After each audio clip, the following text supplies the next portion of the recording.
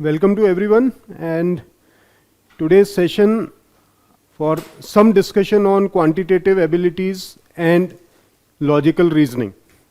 एक quantitative ability का competitive test होगा, उसमें हमारे को किन चीज़ों का ध्यान रखना होता है, क्या हमको हेल्प करेगा ज़्यादा से ज़्यादा क्वेश्चन सॉल्व करने के लिए, उन चीज़ों पे हम बात करेंगे थ्रू फ्यू पेपर्स जो शायद मैम ने आप तक पहुंचा दिए होंगे. So let us see to do anything. हमको सबसे पहले जो गेम है उसके रूल समझ लेना चाहिए. इन जनरल जो हमको पेपर आता है उसमें मान लीजिए 20 मिनट का टाइम है और 25 क्वेश्चन हमको करना है. What is very evident from this is questions का लेवल बहुत इजी होगा, वरना वो इस तरह का सेटिंग करते ही नहीं कि कम टाइम में ज्यादा क्वेश्चन. अगर वो कैट के लेवल का एग्जाम होगा जो कि आईआईएम्स में एडमिशन के लिए होता है, तो वहां पे 70 क्वेश्चन करने के लिए 2.5 घंटे का टाइम मिलता है, क्योंकि वहां पे क्वेश्चंस का लेवल ज्यादा होता है, ज्यादा टाइम लगेगा हमको इंफॉर्मेशन को प्रोसेस करके समझने के लिए, कौन सा कॉन्सेप्ट लगेगा, ये सब काम करने के लिए. But unlike CAT, this particular exam will be very easy as far as the level of question is concern. तो क्या एक्सपेक्टेशन है हमसे कि हम ज्यादा से ज्यादा क्वेश्चन करें. One more information which is given to us through ma'am कि सारे क्वेश्चन करना कंपलसरी है. The moment we get to this particular point, इससे समझ लेना चाहिए कि उसमें नेगेटिव मार्किंग नहीं होने वाली है. तो अगर आप बहुत अच्छा सॉल्व करते हो, बहुत स्टूडियस हो, बहुत सिंसियरली किसी चीज को सॉल्व करते हो, लेकिन आप ये सोच के जाते हो कि अगर 25 क्वेश्चन है तो मैं तो 15 सॉलिड क्वेश्चन अटेम्प्ट करूंगा, you are on a wrong track. क्योंकि सिर्फ 15 क्वेश्चन अटेम्प्ट करने से हम उस पॉइंट पे भी नहीं पहुंच पाएंगे जहां पे ब्रेक इवन होने वाला है या जहां पे कट ऑफ आने वाला है. हमको एम ये रखना है कि हम 25 के 25 क्वेश्चन एग्जाम में मार्क करके आए और उनमें से 20 हमारे बहुत सॉलिड हो, 5 हम तुक्का लगा के आ जाएंगे.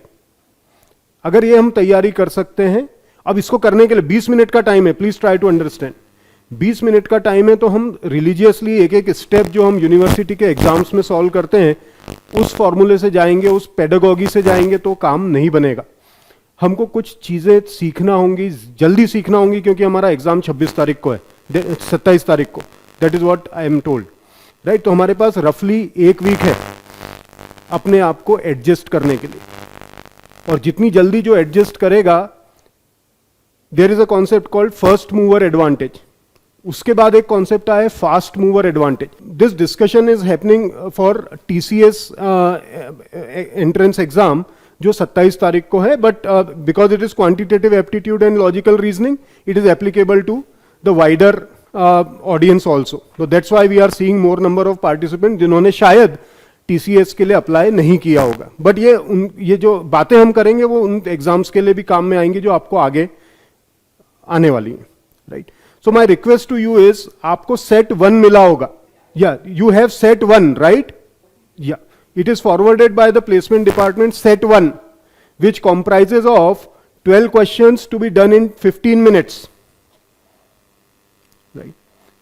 Let us take 15 minutes time and try to solve whatever questions we can, and then we will do a discussion. उसमें कुछ tricks समझेंगे, कुछ concepts समझेंगे, and then we will move on, right. So for 15 minutes I will be quiet. 2:40 is the time. We will stop at 2:55. I have specifically taken a very small test for 15 minutes ताकि हम discussion ज्यादा कर सके, right. तो please take your time and then we can proceed.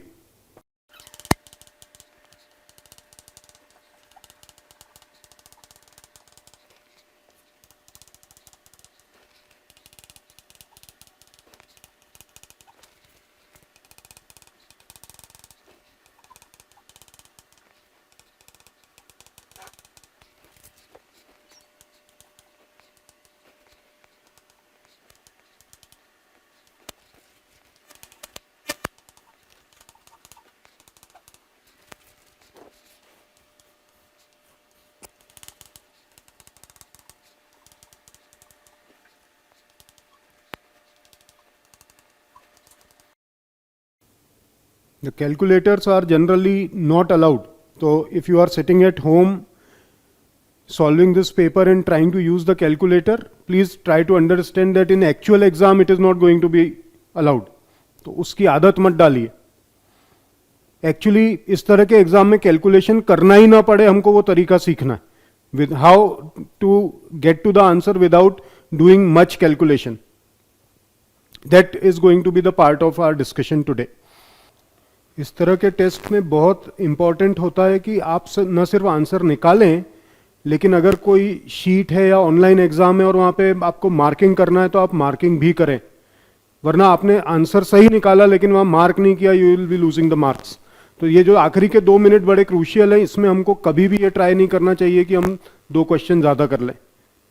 हमको हमेशा ये देखना चाहिए जो हमने सॉल्व किया है वो हम शीट में मार्क कर सके या नहीं कर सके. राइट, तो try to utilize last 1 minute into it. ये छोटा पेपर है, इसमें 12 क्वेश्चन में देखना बड़ा इजी है, बट 20-25 क्वेश्चन हो तो थोड़ा सा प्रेशर ज़्यादा होता है, एक्चुअल वर्क एनवायरनमेंट होता है, उसमें आप स्ट्रेस में ऑलरेडी रहते हो. तो don't let the stress get you. As per the watch here in the classroom it is already 15 minutes. So now let us try to debrief. इसका थोड़ा डीब्रीफ करते हैं और समझते हैं कि क्वेश्चंस को किस तरह से हम अटेम्प्ट कर सकते थे और ज़्यादा स्कोर सही कैसे हम ला सकते थे. तो can you put in the response और raise the hand if you are able to attempt 10 questions to 12 questions. 10 से 12 क्वेश्चन अगर आपने किए हैं, मैं ये नहीं बोल रहा हूं कि सही किए या गलत किए, क्या आप 10 से 12 क्वेश्चन सॉल्व कर पाए 15 मिनट में? Okay, very good. We have one person who has solved 8 to 10 questions. You have solved. देखिए, मार्किंग की बात नहीं कर रहा हूं कि आखिरी में हमको सारे क्वेश्चन सॉल्व करना है तो सारे मार्क कर दिए हमने. जेन्युइनली आपको पता है कि आपने जो सॉल्यूशन गलत हो सकता है लेकिन आपने सॉल्व करके आपने ऑप्शन लगाया है तो आपने अच्छा किया है. Like I have got Shivkant Mishra. तो Shivkant, can you just tell me the question numbers which you have solved? Can you unmute yourself and sorry. Hi, good afternoon. Good afternoon Shivkant. 1 2 3 4 5 6 7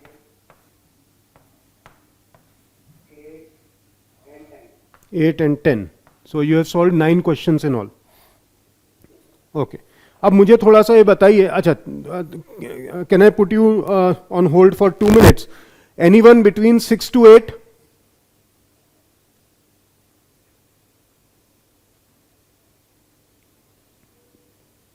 No one. Okay. So rest everyone has solved less than 6.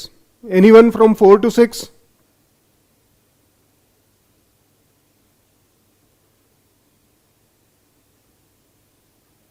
And the last question is, has anyone solved 5 questions? Vastavi Gore. Okay. Hi Vastavi. How many, what all questions have you solved? Can you please tell me? Yes, sir. Yeah. Sir, it's first, second, fourth, fifth, and sixth. Second, fourth, fifth, and sixth. Were you able to read? Yeah, sorry. First question also, sir. First question also. These 5 questions. So, were you able to read all the 12 questions? Shivkant and Vastavi? Yes, sir. Okay. आपने 12 के 12 questions पढ़ लिए थे. Okay. बोलो. Sir, I didn't read. I was actually solving those initial ones. Initial ones. Okay, okay. And that is where I wanted to discuss the first step of selecting the questions.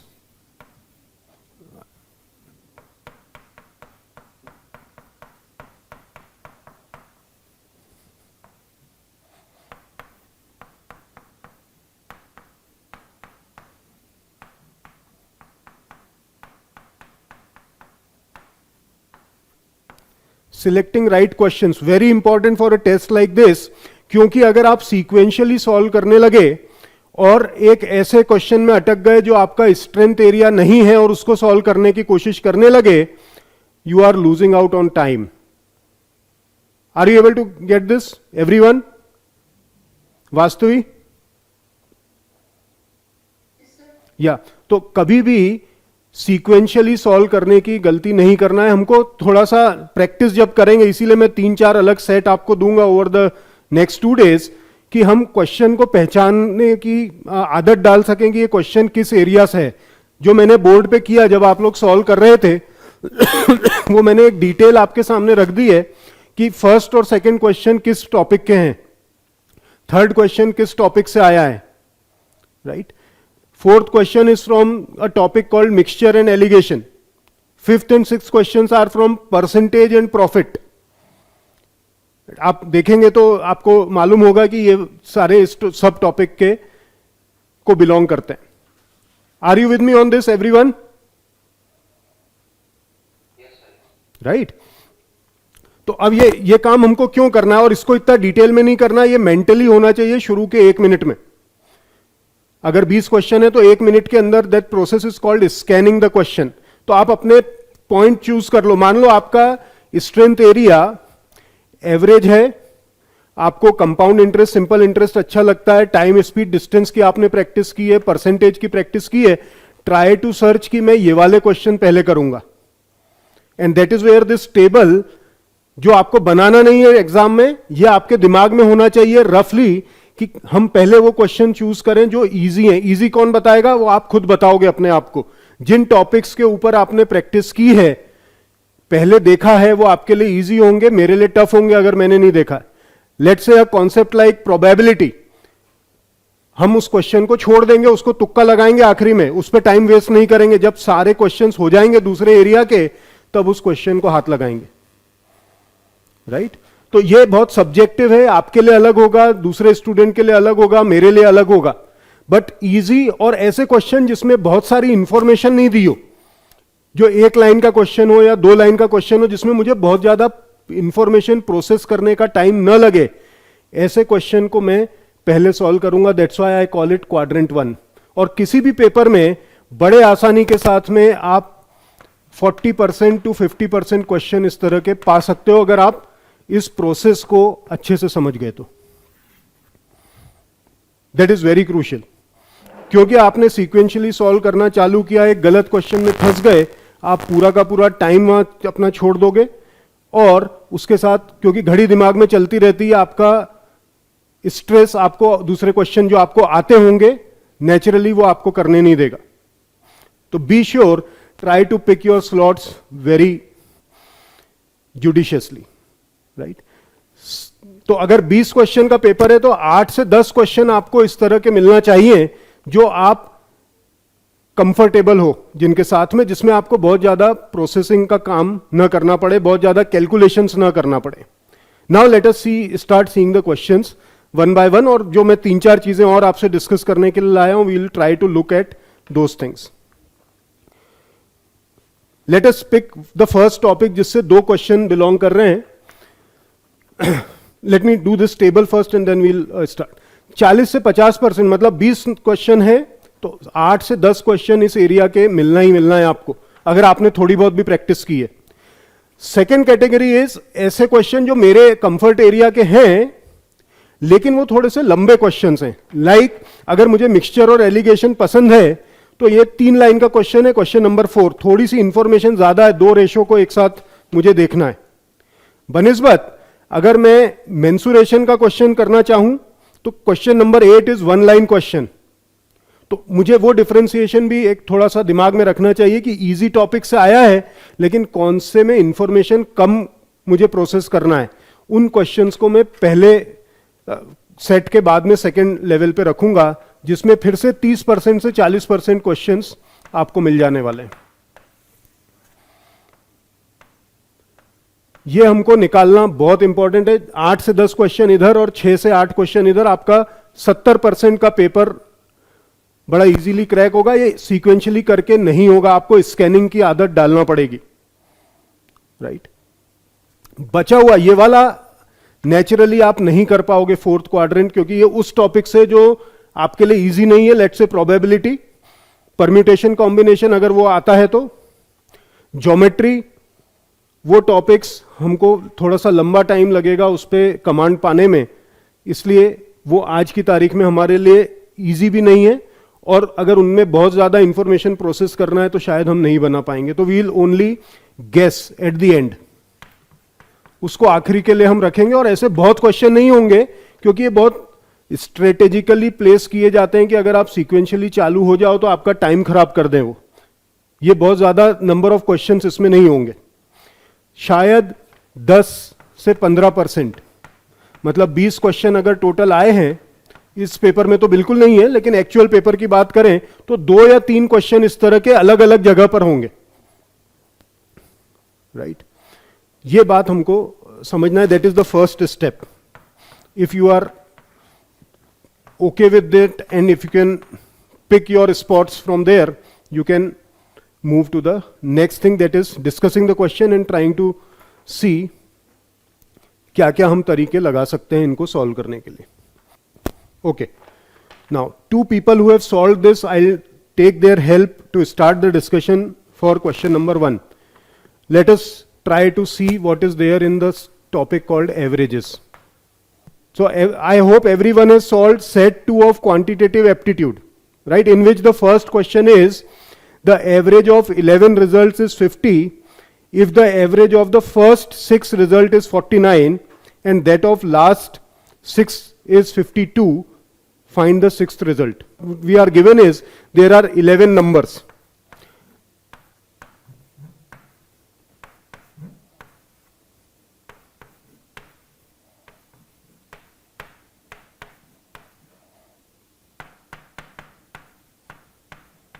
ग्यारह number दिए हमको और हमको ये बोला है कि इन सबका 11 का एवरेज अगर करेंगे तो हमको एवरेज आएगा 50। Average 1 is 5050। ये 11 नंबर्स का सम है, राइट? और हमको ये इंफॉर्मेशन दी है कि पहले 6 नंबर्स को सिलेक्ट करूं और उसके बाद एवरेज निकालूं तो that is going to be 49। तो माय एवरेज 2 इज 49। और ये बोला है कि बाद के जो 6 नंबर हैं, आप 6 से लेके 11 तक गिनोगे तो 6, 7, 8, 9, 10 और 11, वापस से 6 नंबर्स जो हुए उनका एवरेज निकाला तो आया 52।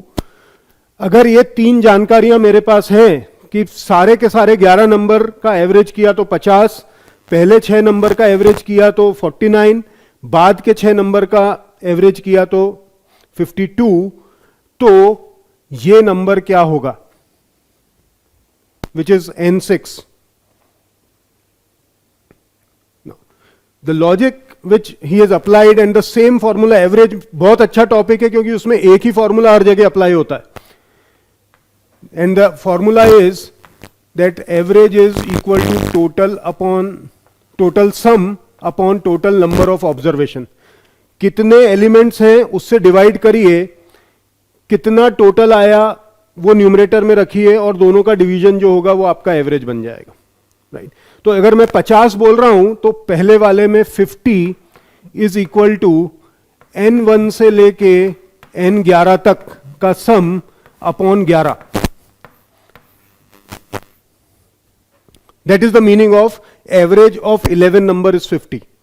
तो व्हाट शिवकांत हैज डन, उसने बोला कि n1 से n11 का जो सम है वो निकाल सकता हूं क्या मैं? तो n1 से n11 का सम 550 आ जाएगा, राइट? उसी तरह 49 इंटू 6 वो कहां से लाए? क्योंकि उनको पता था n1 से लेके n6 तक को जोड़ूं और 6 से भाग दे दूं तो मुझे आंसर 49 मिलेगा। सॉरी, दैट मीन्स अगर n1 से n6 तक का सम निकालना है तो 49 को 6 से मल्टीप्लाई कर दो। उसी चीज को लेके n6 से n11, फिर से 6 नंबर, n6 से n11 will be 52 into 6. अब अगर आप इन दोनों को n1 से n6 और n6 से n11 को जोड़ेंगे तो n1 आपको दिखेगा कि एक ही बार आया है, n2 एक ही बार आया है, n3 एक ही बार आया है, n4 एक ही बार आया है, n5 एक ही बार आएगा, लेकिन n6 ऐसा है जो ऊपर भी दिख रहा है और नीचे भी दिख रहा है, ये 2 बार दिखेगा। और उसके बाद में वापस n7, n8, n9, n10, n11 ये सब भी एक एक बार आएंगे। तो जो 2 बार n6 दिख रहा है उसमें से एक अगर मैं निकाल लूं तो मुझे n1 से n11 तक का सम जो 550 है वो दिख जाना चाहिए। दैट मीन्स 550 प्लस n6, क्योंकि n1 से n11 को जोड़ दिया 550 आ गया, equal to 49 into 6 plus 52 into 6। इस स्टेज पे शिवकांत मैं चाहता हूं कि आप यहां पे मल्टीप्लाई मत करो, 49 इंटू 6 और 52 इंटू 6 को मल्टीप्लाई मत करो। That process is called delay calculations.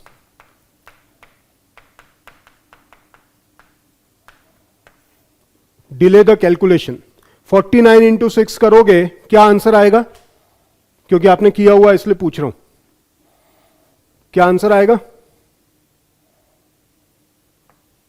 294। 52 into 6 करोगे तो 312। राइट, आपका मल्टीप्लिकेशन और टेबल का नॉलेज बहुत अच्छा हो सकता है, बट आप अगर थोड़ी देर के लिए सोचो कि ये 6 दोनों जगह पे दिख रहा है आपको,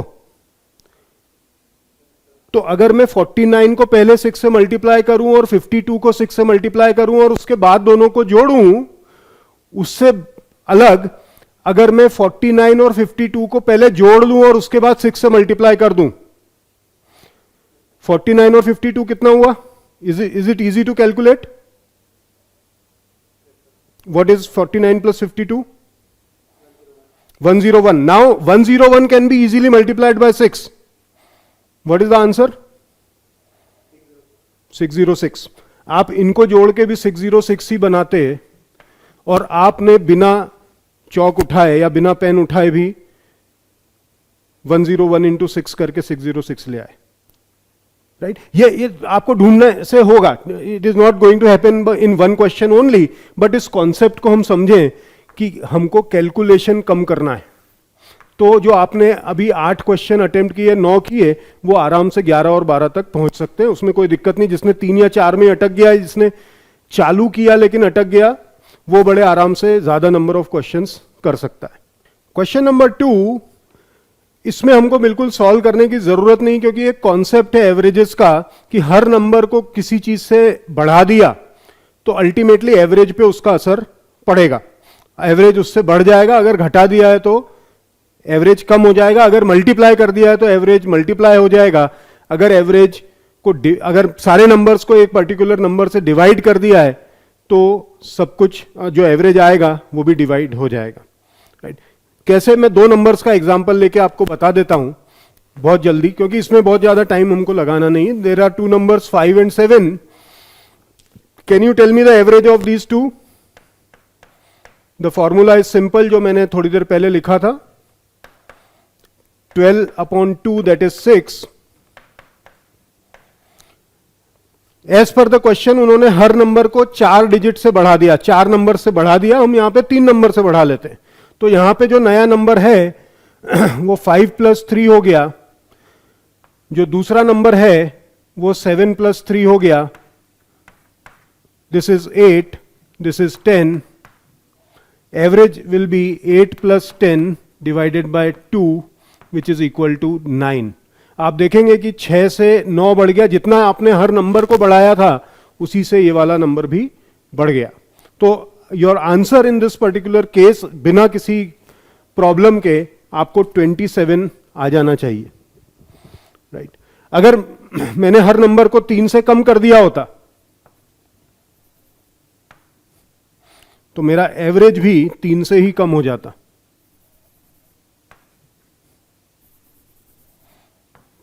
two plus 4/2 which is 3. The new average would have been 3 instead of 6 or 9. Yeah, please tell me. Sir अगर इसमें अपन हर नंबर को बढ़ाने की जगह अगर कुछ नंबर्स को कम कर दो, कुछ नंबर्स को अगर बढ़ाते तो हमको ये देखना पड़ेगा कि टोटल बढ़त और टोटल घटत कितनी है ना, वो हमको देखना पड़ेगा। Let's say, very good question at a very good time. Let's say there are 10 numbers, इनमें से आपने 2 ग्रुप बना लिए, ग्रुप ए और ग्रुप बी। आपको बोला कि इन सबका एवरेज करते हैं तो 15 आ जाता है। 15 is the average of these 10 numbers, average. इनमें से फर्स्ट 5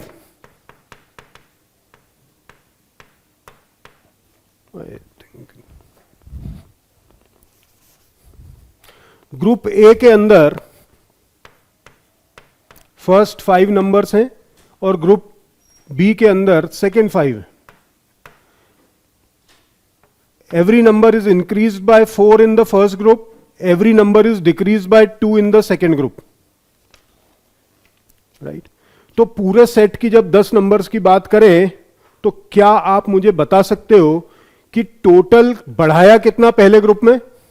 हर नंबर 4 से बढ़ा दिया और ऐसे 5 नंबर हैं तो टोटल बढ़त कितनी हुई?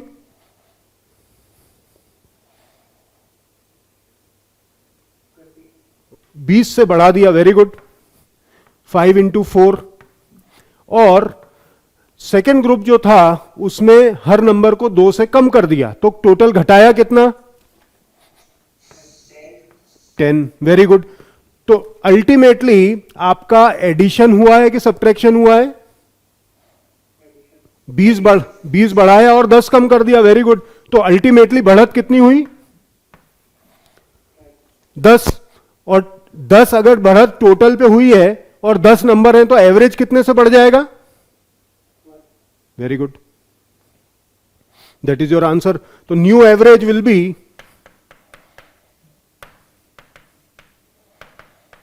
14 इंस्टेड ऑफ 15। पहला 15 था तो अब ये 14 हो जाएगा। Find the compound interest on 7500 at 4% per annum for 2 years compounded annually. Let me first explain the concept again. फॉर्मूले की बात है, मैं फॉर्मूला लिख देता हूं और उसके बाद उसको एक्सप्लेन करता हूं। I hope I will be able to make sense to you.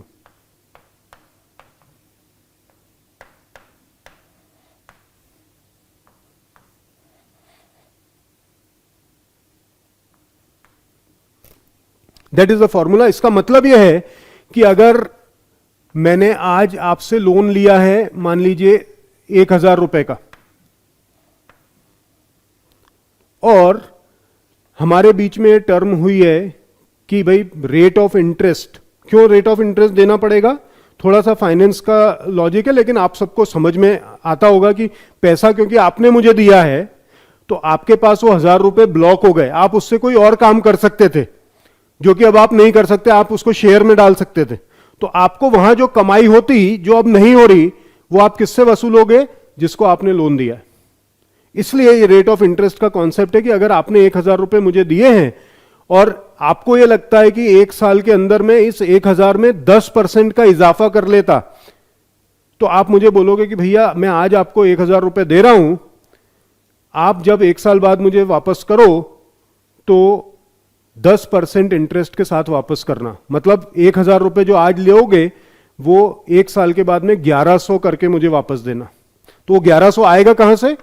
जब मैं 1 + 10/100 करूंगा और raise to the power t, मतलब जितने सालों के लिए मैंने उधार दिया है या लिया है उससे पावर रेज करना है। तो बड़ा सिंपल हो गया। 1000 रुपए थे 1.1 टू द पावर 1, 1.1 की पावर 1 मतलब 1.1, और उसको 1000 से मल्टीप्लाई कर देंगे तो 1100 रुपए हो जाएगा। इसीलिए 1 साल के लिए अगर ब्याज दिया है तो वो 1100 रुपए आंसर उसका आएगा। This is the amount, this is called amount. Yes, this is called principal.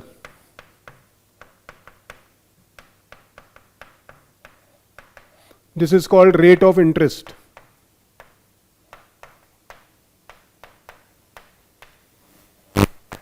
This is called time. So, direct application of the formula. Find compound interest on 7500 at 4% per annum for 2 years compounded annually. अब इसमें compounded annually वगैरह क्या है वो मैं आपको 5 minute में बताऊंगा। पहले इसका आंसर हम निकाल लें।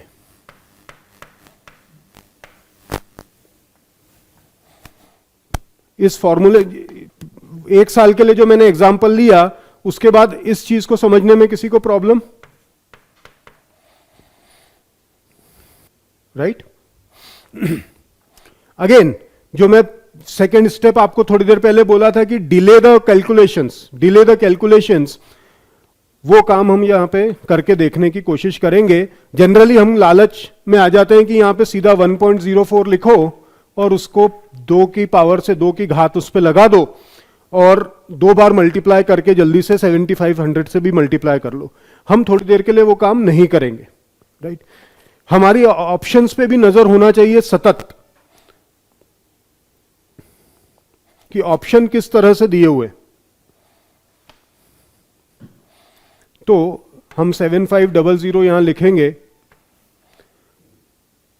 अगर यहां एलसीएम ले लूं मैं तो 100 अपॉन 104 अपॉन 100, और क्योंकि घात 2 है तो एक और बार मुझे लिखना पड़ेगा।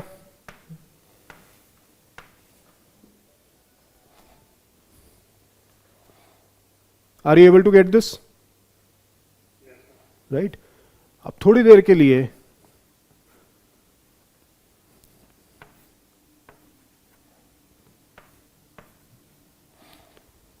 ये कैलकुलेशन समझ में आया? 0 से तो 0 कैंसिल कर सकता हूं मैं,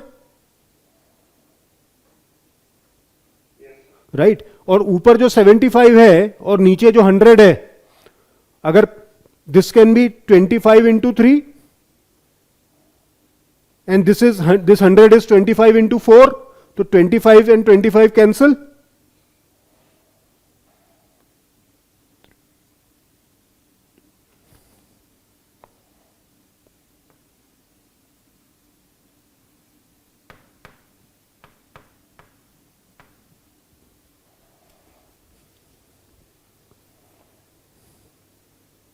sir 8112। 8112। Yes sir. This is the final amount. अब ये आपको ऑप्शन में नहीं दिख रहा होगा तो don't get confused. This is the amount, right. हमको सिर्फ कंपाउंड इंटरेस्ट की कितनी वैल्यू है वो निकालना है। तो अमाउंट इज जो आपका प्रिंसिपल है और जो आपका कंपाउंड इंटरेस्ट है उनको मिला के अमाउंट बनता है। मतलब जो आपने यहां पे मुझे 1000 रुपए दिए थे, वो 1000 रुपए तो मैं आपको वापस ही कर रहा हूं, तो दैट इज योर प्रिंसिपल। और जो 100 रुपए एक्स्ट्रा आपको दिए हैं वो कंपाउंड इंटरेस्ट की वैल्यू है। तो यहां पे जो आपने 8112 मुझे बताया, that is equal to 7500 plus compound interest. तो कंपाउंड इंटरेस्ट कितना हो गया? 672। That is your answer.